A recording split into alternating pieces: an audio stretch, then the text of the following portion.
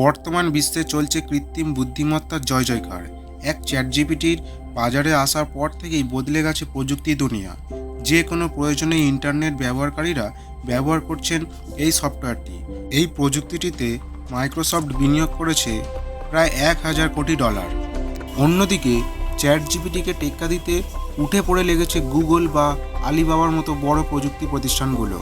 Chat জিপিটির মতো artificial intelligence কৃত্রিম বুদ্ধিমত্তার গডফাদার হিসেবে বিবেচনা করা হয় doctor Geoffrey হিন্টনকে।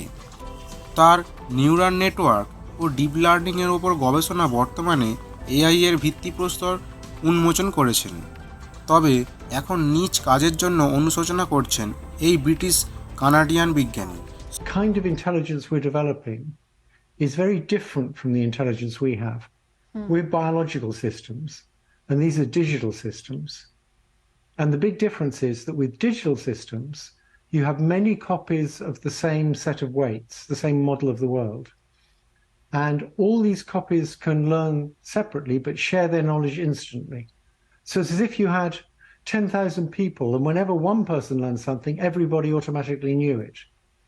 And that's how these chatbots can know so much more than any one person. সম্প্রতি দ্য নিউ ইয়র্ক টাইমসের দেওয়া এক সাক্ষাৎকারে হিন্টন বলেন, It wasn't that I couldn't express it freely when I was employed by Google. It's that inevitably, if you work for a company, you tend to self-censor.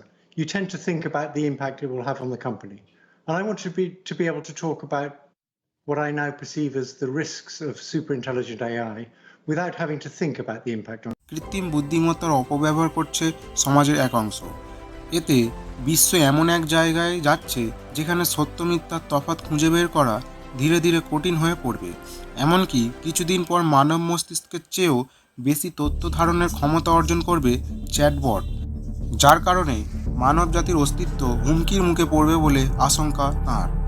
সারা জীবন কৃত্রিম বুদ্ধিমত্তা নিয়ে কাজ করা ডক্টর হিন্টন 2018 সালে পেয়েছেন কম্পিউটার বিজ্ঞানের সবচেয়ে বড় পুরস্কার টার্নিং অ্যাওয়ার্ড। আমি না করলে অন্য কেউ কৃত্রিম বুদ্ধিমত্তা নিয়ে কাজ করত। নিজ আবিষ্কার নিয়ে অনুতপ্ত হয়ে 75 বছর বয়স্ক বিজ্ঞানী নিজেকে সান্ত্বনা দেওয়ার জন্য প্রতিনিয়ত ব্যবহার করছেন এই বাক্য।